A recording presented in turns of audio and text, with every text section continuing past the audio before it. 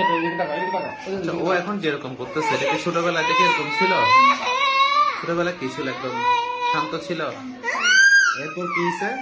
এরপর ওর পরে 16 মাস পরে একটা আমার থেকে মেয়ে হয়েছে, ওকে সময় দিতে পারিনি আমি। আচ্ছা, যখন আপনার মেয়ে হয়েছে তখন সময় দিতে পারেন নাই, তখন ওকে কি করতেন? কি দিয়ে বসে রাখতেন? মোবাইল দিয়ে বসে। মোবাইলে কি দেখতো সে? মোটু পাতলু। মোটু পাতলু দেখতো। এরপর থেকে ও তো, আপনি যেটা বলছেন, ও প্রথমে কি শব্দ বলতো?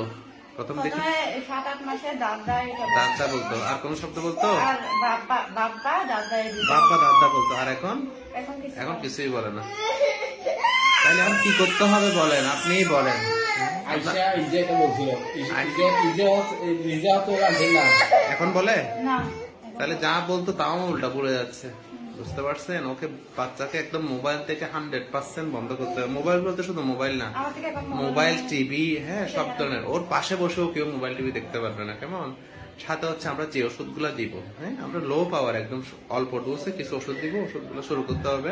সাথে আমরা কিছু থেরাপি দিব, এগুলো করতে হবে। এবং প্রতি মাসে একবার করে আমাদের কাছে আসতে হবে।